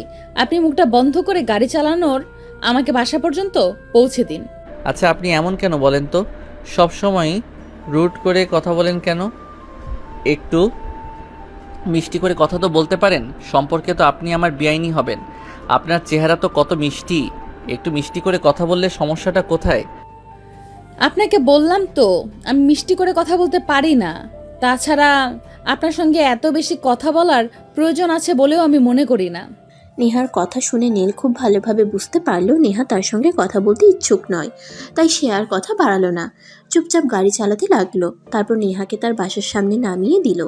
নেহা কোনো কথা না বলেই বাসার ভিতরে চলে যাচ্ছিল, তাই নীল আবারও পিছন থেকে ডেকে বলল, অপরিচিত কাউকে তার বাসা পর্যন্ত পৌঁছে দিলে অন্তত এক কাপ চা অফার করে। আমি আপনার পরিচিত আর আত্মীয় হতে চলেছি, তারপরও আপনি আমাকে কিছুই বললেন না। I am so sorry. ভেতরে আসুন, মাকে বলছি আপনাকে চা করে দিতে। আপনি এক্ষুনি আবার টিউশনিতে যেতে হবে। না থাক, আপনি যখন নিজে করে দিতে পারবেন না তাহলে আর একজনকে আর প্যারায় ফেলানোর কোনো প্রয়োজন নেই। আমি আসছি, আল্লাহ হাফেজ। তখন নেহা আর কোনো কথা না বলেই বাসার ভিতরে ঢুকে গেল। আর নীল শুধু পিছন থেকে তাকিয়ে তাকিয়ে দেখছিল। মেয়ে মানুষের ব্যবহার এমন রুড হতে পারে এটা তার জানা ছিল না। হ্যাঁ, যাই হোক, তারপর নীল হতাশ মনে নিজের বাসার দিকে রওনা হয়। বাসায় এসে পৌঁছাতে প্রায় 25 মিনিটের মতো সময় লাগে। বাসায় এসে কলিং বেল চাপ দিতেই তার মা এসে দরজা খুলে দেয়। তাকে একা দেখে বলে, কি ব্যাপার, তুই একা এলি কেন? তোর ভাইয়া কোথায়? ভাই আবার কোথায় থাকবে? সে ভাবিকে নিয়ে একটু বের হয়েছে আর আমাকে বাসায় পাঠিয়ে দিয়েছে। আমার তো আর বউ নেই, আমি কাকে নিয়ে বের হব? ফাজিলের হাড্ডি একটা, তুইও বিয়ে করে নে, তাহলে তোর বউ হয়ে যাবে। তাহলে আর অন্যের বউ দেখে তোকে আফসোস করতে হবে না। এটার যদি বন্দোবস্ত তোমরা করে না দাও তাহলে আমি কি করে করব বলো? আমি যে তোমার বড় ছেলের হবু শালিকাকেই পটাতে পারলাম না, সেখানে অন্য মেয়ে তো অনেক দূরের কথা। তাই নাকি? নেহাকে তোর পছন্দ হয়েছে নাকি? শোন, একটা কথা বলি, নেহা কিন্তু আসলেই দেখতে খুব মিষ্টি আর খুব ভালো একটা মেয়ে। তুই যদি অনুমতি দিস তো আমি নেহার ব্যাপারে তার বাবার সঙ্গে কথা বলি। না মা, সেটার কোনো প্রয়োজন হবে না। যেই মেয়েকে বাসা পর্যন্ত পৌঁছে দেওয়ার পর এক কাপ চা পর্যন্ত অফার করে না সেই মেয়েটাকে বিয়ে, এটা তো অকল্পনীয়। যাই হোক, এই নাও প্যাকেটগুলো, এখানে সব কিছুই আছে। আমি রুমে গিয়ে বিশ্রাম করব, আমায় কেউ ডাকাডাকি করো না। এরপর নীল নিজের রুমে চলে গেল। এভাবে দেখতে দেখতে বিয়ের দিন তারিখ নিয়ে এলো। আজ বিয়ের শুভ কাজ সুসম্পন্ন হয়েছে। রিমিকে নীলদের বাড়িতে নিয়ে আসা হয়েছে, আর সেই সঙ্গে রিমির সঙ্গে তার বোনও এসেছে। এদিকে বাসর ঘর সাজানোর দায়িত্ব পড়েছিল নীলের উপর, তাই সে নিজের হাতে সুন্দর করে নিজের ভাইয়া আর ভাবির জন্য ঘর সাজাচ্ছিল। এমন সময় নেহা সেখানে এসে উপস্থিত হয়। এটা ঘর নাকি জঙ্গল? এমনভাবে সাজাচ্ছে দেখে মনে হচ্ছে আফ্রিকার জঙ্গলটাকে এইখানে তুলে এনেছে। এই যে ম্যাডাম, ঠিক করে কথা বলুন। আমি যেমন পারছি তেমন করছি। আপনার যদি আমার কাজ পছন্দ না হয় তাহলে নিজে করে নিন, আমাকে কথা শোনাতে আসবেন না একদম। দায়িত্বটা যদি আমাকে দেওয়া হতো তাহলে আমি সঠিকভাবেই পালন করতাম, আর যেটাকে দেখলে একটা ঘর বলে মনে হয় সেই রকম করেই সাজাতাম, জঙ্গল বানাতাম না।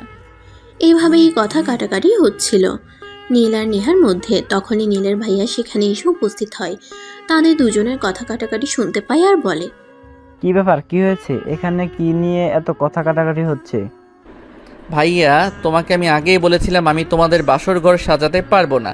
আমি যদি তোমাদের বাসর ঘর সাজাই তাহলে তোমাদেরই কারোরই আমার সাজানো পছন্দ হবে না। তারপরও তুমি বললে আমাকেই করতে, আর এখন আমাকে কথা শুনতে হচ্ছে। ও, এটা নিয়ে এত কথা কাটাকাটি হচ্ছে। আচ্ছা, আমি দেখছি। হায় আল্লাহ, এই নীল, এটা তুই কি করেছিস? এটা তো দেখতে একদম জঙ্গলের মতো লাগছে। আমি তো ভেবেছিলাম তুই খুব ভালো করে সাজাবি। তাছাড়া তুই তো আর ছোট বাচ্চা নস, সব কিছু তোকে বুঝিয়ে দিতে হবে। এটা তুই কি করছিস বল? আমি যেমন পেরেছি তেমন করেছি। তোমাদের আগেই বলেছিলাম আমি পারবো না, তারপরও তোমরা বললে আমাকেই করতে, তো আমার কি দোষ? এখন যদি আমার কাছে তোমাদের পছন্দ না হয়ে থাকে তাহলে তোমাদের কাছে তোমরা নিজেরাই করো। আমাকে কেন অযথাই আমাকে ডেকে এনেছো বলো? ঠিক আছে, তুই যা, তোকে কিছুই করতে হবে না। নেহা, তুমি পারবে এটা করতে, নাকি আমাকে ডেকোরেশনের লোককে আবার কল করতে হবে? না দোলা ভাই, সেটার কোনো প্রয়োজন হবে না, আমি করে দিচ্ছি। আমি তো আর আপনার ভাইয়ের মতো অকর্ম নই, আমি সব কিছুই করতে জানি। আপনার কোনো চিন্তা নেই, আপনি একটু বাইরে গিয়ে বসুন, আমি 1 ঘন্টার মধ্যে সব রেডি করে দেব। আচ্ছা ঠিক আছে, আমি জানি তুমি পারবে, আর তোমার উপর সেই বিশ্বাস আছে আমার। আচ্ছা ঠিক আছে, তুমি কাজ করো, আমরা বাইরে অপেক্ষা করছি। আর হ্যাঁ, একটা কথা তোমাকে বলে দিচ্ছি, যদি তোমাদের সাজানোটা আমাদের পছন্দ হয় তাহলে কিন্তু তোমার জন্য স্পেশাল সারপ্রাইজ আছে। ওকে, জাস্ট ওয়েট অ্যান্ড ওয়াচ। এই বলে নেহা কাজ করতে শুরু করে, আর তার দুলাভাই ঘরের বাইরে চলে যায় 1 ঘন্টা পর দুলাভাই ঘর সাজানো শেষ হয়েছে কিনা সেটা দেখতে।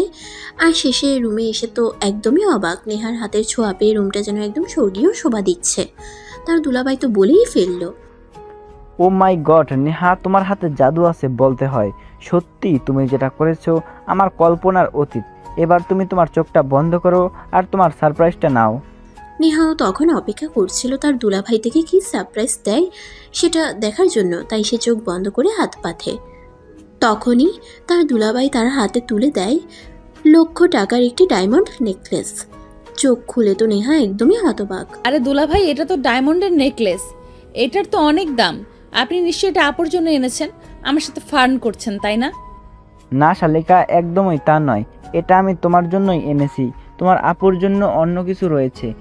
রূপাকে তো আমি আগেই বলেছিলাম, তোমার সাজানো যদি আমার পছন্দ হয় তাহলে তোমাকে আমি একটা স্পেশাল সারপ্রাইজ দেব। আর এটাই তোমার সেই স্পেশাল সারপ্রাইজ। এবার বলো, আমার সারপ্রাইজটা তোমার কেমন লেগেছে? একদম অসাধারণ, সত্যি হবে কল্পনাও করতে পারিনি। আপনি আমাকে এত দামি আর এত সুন্দর একটা নেকলেস গিফট করবেন। দুলা ভাই, thank you so much, and you are the best. Okay, হয়েছে, আর কিছুই বলতে হবে না। এখন তুমি একটা কাজ করো, তোমার আপুকে আমার কাছে পৌঁছে দাও, তাহলেই তোমার দায়িত্ব শেষ। ওকে দুলা ভাই, কোনো সমস্যা নেই, আপনি 2 মিনিট ওয়েট করুন, আমি এক্ষুনি আপুকে নিয়ে আসছি। বলতে বলতে নেহা সেখান থেকে চলে যায় আর তার আপুকে নিয়ে চলে আসে। আপুকে রুমে পৌঁছে দিয়ে বলে, thanks for the gift and have a good night. অতঃপর নেহা নীলের মায়ের সঙ্গে ঘুমোতে চলে যায়। এরপর চলে গেল আরও 2 দিন। আজ রিমি বাবার বাড়িতে যাবে দিরাগমনে, তাই সকালে ঘুম থেকে উঠে সবাই রেডি হচ্ছে। তখনই নীল তার মাকে বলে, মা, আজকে চলে যেতে হবে, অফিস থেকে ফোন এসেছে, কিছু একটা সমস্যা হয়েছে, তাই আমাকে যেতে হবে। এটা তুই কি বলছিস? আজকে তো তোর ভাবির সঙ্গে তাদের বাড়িতে যাওয়ার কথা ছিল, তাহলে এটার কি হবে? মা, তুমি ভাবিকে একটু বুঝিয়ে বলে দাও আমার যাওয়া হবে না। ভাবি যেন মন খারাপ না করে। আমি নেক্সট টাইম যখন আসবো তখন যাব। আমাকে আজকেই চলে যেতে হবে, তা না হলে প্রবলেম হতে পারে। আচ্ছা ঠিক আছে, তুই যদি না যেতে পারিস তাহলে তো আর জোর নেই। আমি তোর ভাবিকে বলছি, আর তুই কখন যাবি সেটা আমাকে বল, আমি তোর লাগেজ গুছিয়ে দিচ্ছি। হ্যাঁ তাই কর, আমি ঘন্টাখানেকের মধ্যেই বের হব, কারণ আমাকে আগামীকাল অফিস করতে হবে। এরপর সেদিনের নীল বাড়ি থেকে চলে আসে, তারপর চলে যায় অনেক দিন। এর মধ্যে অফিসের কাজ সামলে আর বাড়ি ফেরা হয় না। আজ 3 মাস পর নীল ছুটি নিয়ে বাড়িতে এসেছে, আর বাড়িতে আসার পর যা হলো তা তো আপনারা নিজের চোখেই দেখলেন। নেহা তো রাগ দেখিয়ে বাড়িতে চলে গেল। চলুন দেখি তারপর কি হয়। নেহা চলে যাওয়ার 2 দিন পর বিকালবেলা সবাই ড্রয়িং রুমে বসে গল্প করছিল। তখনই হঠাৎ একটা কথার ছলে নীলের মা নীলকে বলে, নীল তুই তো বলছিলি নেহাকে তোর পছন্দ হয়, আর এইবার তো তুই 1 মাসের ছুটিতে দেশে এসেছিস। তুমি যদি অনুমতি দাও তো আমি নেহার বাবার সঙ্গে নেহা আর তোমার বিয়ের বিষয়ে কথা বলি। মা শোনো, যদিও নেহাকে আমার পার্সোনালি পছন্দ হয়, কিন্তু নেহার যা চরিত্র, মানে সে আমার সঙ্গে যেরকম আচরণ করে, তোমার কি মনে হয় সে আমাকে বিয়ে করতে রাজি হবে? সে বিষয় নিয়ে তোমাকে চিন্তা করতে বলিনি, যে বিষয়টা আমি ভেবে দেখব। তাছাড়া আমরা যতদূর জানি নেহা তার বাবা মায়ের বাধ্য সন্তান। তার বাবা যদি তাকে কিছু বলে সে কখনোই সে বিষয়ে না বলবে না। তাই আমার বিশ্বাস, আমি যদি নেহার বাবার সঙ্গে কথা বলি নেহার বাবা আমাকে ফেরাবে না। আর নেহার বাবা যদি রাজি থাকে তাহলে নেহা অমত হওয়ার কোনো কারণই নেই। ঠিক আছে, তোমরা যেটা ভালো মনে করো সেটাই করো। আমার নেহা কেন, অন্য কাউকে বিয়ে করতেও কোনো প্রবলেম নেই, কারণ আমি পার্সোনালি কাউকে বিয়ে করব বলে কথা দেইনি, বা সেরকম কোনো সম্পর্কেও জড়িত নই।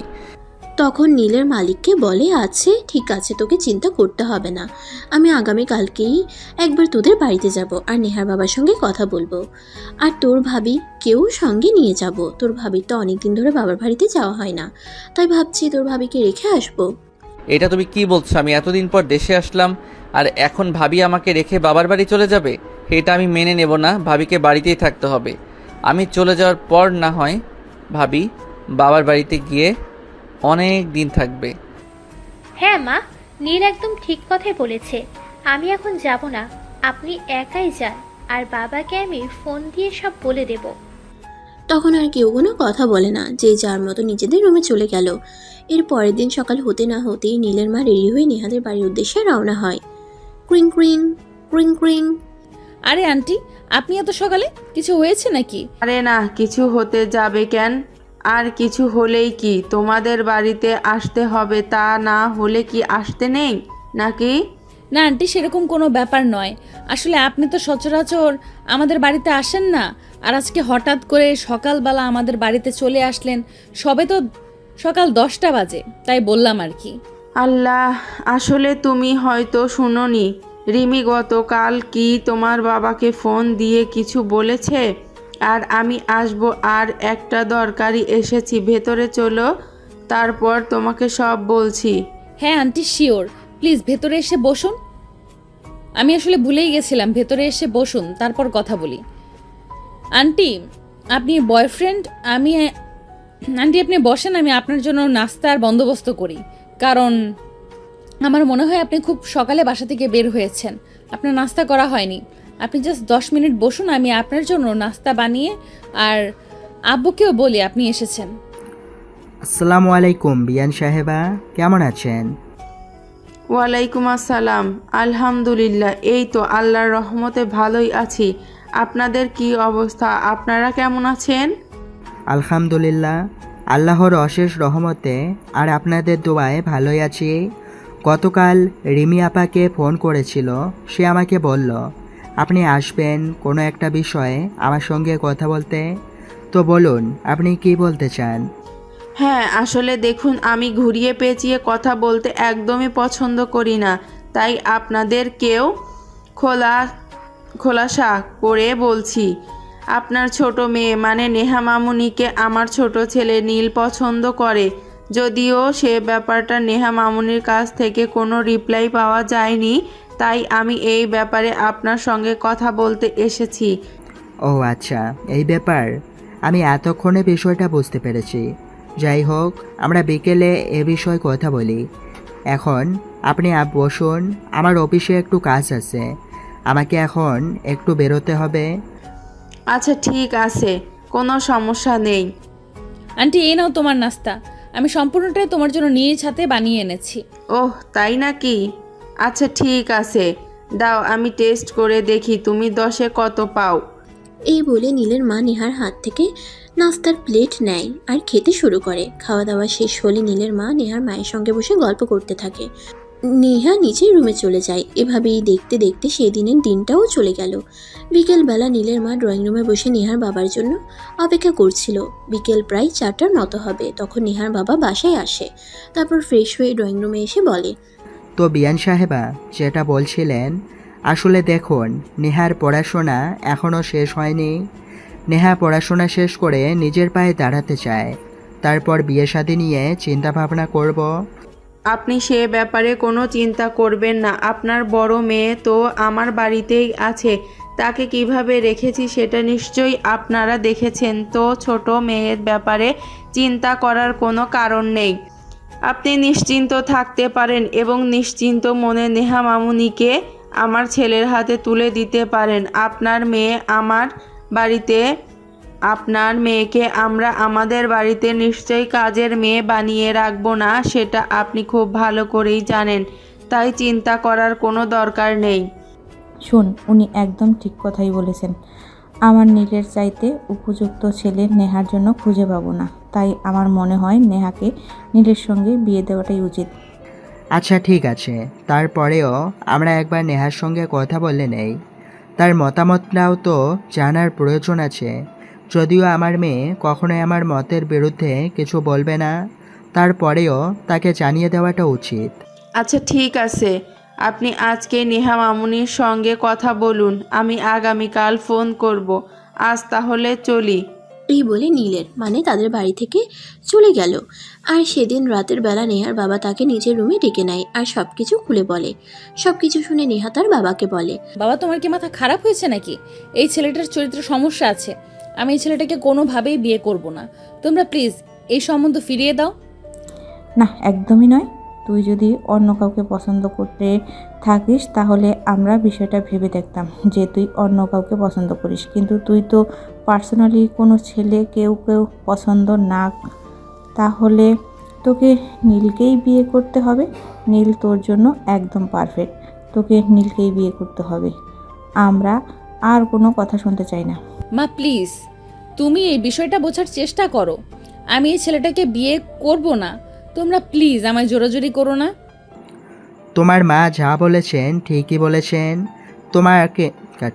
তোমাকে নীলকেই বিয়ে করতে হবে, এই কারণ আমিও বিষয়টা ভেবে দেখেছি। নীল তোমার জন্য সব দিক থেকেই পারফেক্ট। আমরা কিছুদিনের মধ্যে তোমাদের বিয়ের বন্দোবস্ত করব। তুমি নিজেকে কিভাবে প্রস্তুত করো, তুমি নিজেকে মানসিকভাবে প্রস্তুত করো। তাছাড়া একটা কথা তুমি ভালো করে জানো, যেহেতু তুমি লাভ ম্যারেজ করবে না, অ্যারেঞ্জ ম্যারেজ করবে, তাই সেক্ষেত্রে পরিবারের মানুষগুলো কেমন হয় সেটা বিবেচনা করে দেখাটাও কিন্তু খুব বড় একটা কাজ। আর এটা কিন্তু খুব সহজেই হয় না। তোমার বোন কতটা সুখে আছে সেটা তুমি দেখতেই পাচ্ছ। তাই তোমার না বলার মতো কোনো কারণ আমরা খুঁজে পাচ্ছি না। আমরা যেটা সিদ্ধান্ত নিয়েছি সেটাই হবে, তুমি প্রস্তুত হও। তখন নেহা আর কোনো কথা না বলে কান্না করতে করতে নিজের রুমে চলে গেল। সে কোনোভাবেই তার বাবা মাকে বোঝাতে পারল না, যদিও সে দেখতে পাচ্ছে তার বোন সুখেই আছে, কিন্তু নীলকে তার একদমই পছন্দ নয়। কিন্তু সেটা তার বাবা মাকে কিভাবে বোঝাবে? তারা তো তাদের সিদ্ধান্ত নিয়েই ফেলেছে। যাই হোক, চলুন দেখি এরপর কি হয়। এরপর চলে গেল আরও বেশ কয়েকদিন। আজ হঠাৎ করেই রিমি তার শ্বশুর শাশুড়ি, হাজব্যান্ড আর নীলকে নিয়ে বাবার বাড়িতে এসেছে। এভাবে হঠাৎ তাদেরকে আসতে দেখে বাড়ির সবাই অবাক হয়। কি ব্যাপার রিমি, আজ হঠাৎ করে তোরা সবাই একসঙ্গে চলে এলি কোনো খবর ছাড়াই? ভাবলাম তোমাদের একটা সারপ্রাইজ দিই। যাই হোক, আব্বু কোথায়? আব্বুর সঙ্গে কথা বলবো। আসলে আমরা নীল আর নেহার বিয়ের 3 তারিখ ঠিক করতে এসেছি। ও তাই নাকি? তাহলে তো খুবই একটা ভালো খবর। যাই হোক, তোরা বস, আমি তোদের জন্য খাবারের ব্যবস্থা করি।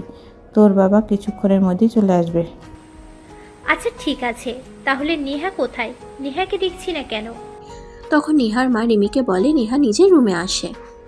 তাই রিমি সেখানে আর এক মুহূর্ত দেরি না করে সোজা নেহার রুমে চলে গেল।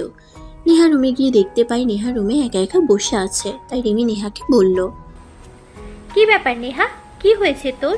তুই এইভাবে রুমে একা একা বসে আছিস কেন? তোর শরীর খারাপ নাকি মন খারাপ? না, সবই ঠিক আছে, কিন্তু আমি তোদেরকে যেটা বলতে চাইলাম তোরা তো সেটা বুঝতে চাইছিস না। আর আমি তোর দেবরটাকে বিয়ে করতে চাই না। কেন? আমার দেবর তোর জন্য কোন দিক থেকে অযোগ্য যার কারণে তুই আমার দেবরকে বিয়ে করতে চাইছিস না? আমার দেবর চাইলে তোর চাইতে ভালো মেয়েকে বিয়ে করতে পারে, কিন্তু আমরা সবাই বিবেচনা করে দেখেছি তোর জন্য নীল একদম পারফেক্ট। তুই নীলের সঙ্গে একটু মেলামেশা কর, তাহলে সেটা বুঝতে পারবি। আপু, আমি বুঝতে পারছি না তোদের সবাইকে আমি যেটা বোঝাতে চাইছি তোরা কেন সেটা বুঝতে চাইছিস না। কেন কেন আমাকে তোরা উল্টা বোঝাচ্ছিস? আমরা সব কিছু ঠিকঠাকই বুঝেছি, তুই কোনো কিছুই বুঝতে পারছিস না। তুই নিজের মাথাটাকে ঠান্ডা কর, আর ঠান্ডা মাথায় চিন্তা ভাবনা কর, তাহলে এই সব কিছু তোর সামনে ক্লিয়ার হয়ে যাবে, আর সব কিছু তুই ঠিকভাবে বুঝতে পারবি। এই কথা বলে রিমি নেহার রুম থেকে বের হয়ে চলে গেল। তারপর বিকেলে নেহার বাবা বাড়িতে আসলে সবাই মিলে কথা বলে, বিয়ের দিন তারিখও ঠিক করে নেয়। নেহা সবাইকে বোঝানোর চেষ্টা করলেও তারা বুঝে উঠতে পারেনি। আজ একরকম জোর করেই নীলের সঙ্গে নেহার বিয়ের কাজটা সম্পন্ন হয়েছে। নেহাকে নীলদের বাড়িতে নিয়ে আসা হয়েছে। নীলের কাজিনরা মিলে তাদের বাসরঘর সাজিয়ে দিয়েছে। রাতের খাওয়া দাওয়া শেষ হলে রিমি নেহাকে রুম পর্যন্ত দিয়ে আসে। দেখ নেহা, তোকে শেষবারের মতো বলছি, তুই কিন্তু উল্টোপাল্টা কিছুই করবি না। নীলকে কিন্তু একদমই উল্টোপাল্টা কিচ্ছু বলবি না। আমি আসছি, সব কিছু যেন ঠিকঠাক থাকে। এই কথা বলে রিমি নেহাকে খাটের উপরে বসিয়ে দিয়ে রুম থেকে চলে যায়। আর 10 মিনিট পর নীল রুমে আসে আর দরজাটা বন্ধ করে দেয়। এটা দেখেই নেহা বিছানা থেকে লাফ দিয়ে নামে আর নীলকে বলতে থাকে, কি ব্যাপার, কি সমস্যা আপনার? আপনি দরজাটা বন্ধ করেছেন কেন? তো কি মনে হচ্ছে তোমার দরজাটা খোলা রাখবো নাকি? তারপর তোমরা রুমের ভিতরে কি করছি না করছি সবাই বাইরে থেকে দেখুক। না মানে আসলে দেখুন, আপনি কিন্তু একদম আমার ধারে কাছে আসার চেষ্টা করবেন না, তাহলে কিন্তু আমি চেঁচামেচি শুরু করে দেব। কেন, আমি কি ভূত নাকি বাঘ ভাল্লুক? আমাকে দেখলে চিৎকার আমি করতে হবে? আমরা নববিবাহিত দম্পতি, আমাদের মধ্যে কত কিছুই হবে। একদমই না, আপনি যা চিন্তা করেছেন তা কখনোই হবে না। আপনি একদম আমার ধারে কাছে আসবেন না। আপনি যদি আমার কাছে আসেন তাহলে কিন্তু আমি যেটা বলেছি সেটাই করব, এরকম চেঁচামেচি শুরু করে দেব। তাহলে আপনি নিজেই বলুন, আমি আপনাকে বিয়ে করেছি কেন? শোকেজে সাজিয়ে রাখার জন্য নাকি? আজ আমাদের বাসর রাত, আজ তো আমি তোমাকে কিছুতেই ছাড়বো না। আজ আমি কোনোভাবেই তোমায় কোনো বাধাই মানব না। আজ আমি তোমাকে আমার করে নেবই। তাই বলে নীল নেহার দিকে 1 পা 2 পা করে এগোতে থাকে আর নেহা পেছাতে শুরু করে। পিছাবে আর কতক্ষণ? এটা তো আর ফুটবল খেলার মাঠ নয়, ছোট্ট একটা রুম। একসময় নেহার পিঠ দেয়ালে ঠেকে গেল। নীল নেহার হাত দুটি দেয়ালের সঙ্গে চেপে ধরলো আর তার কাছে আসতে থাকলো। তখনই নেহার নিঃশ্বাস ভারী হয়ে আসছিল। নীল নেহার হার্টবিট শুনতে পাচ্ছিল। আস্তে আস্তে নেহার কাছে গিয়ে তার 2 ঠোঁটে আলতো করে ভালোবাসার পরশ এঁকে দেয়। নীলের ভালোবাসার পরশ পেয়ে নেহা কেঁপে উঠে। নীল তাকে টান দিয়ে আরও কাছে টেনে নেয়। এই কি করছেন? আমি মরে যাব তো, ছাড়ুন আমাকে। একদমই না, আজ তো আমি তোমাকে কোনোভাবেই ছাড়ছি না। চলো বিছানায়। এই বলে নীল নেহাকে টান দিয়ে কোলে তুলে নেয় আর বিছানার উপর ধপাস করে শুয়ে দেয়। তারপর সেও বিছানায় চলে আসে আর নেহাকে তার কাছে টেনে নিয়ে আদর করতে শুরু করে। এভাবেই দুজন ভালোবাসার মহাসমুদ্রে চলে যায়। প্রায় 2 ঘন্টা পর ভালোবাসার আদান প্রদান শেষ হলে দুজন দুজনকে জড়িয়ে ধরে ঘুমিয়ে পড়ে। এভাবেই শুরু হয় নতুন একটি ভালোবাসার গল্প। তো ভিউয়ার্স, গল্পটি এই পর্যন্তই ছিল। আপনাদের কাছে কেমন লেগেছে অবশ্যই কমেন্টে জানাবেন।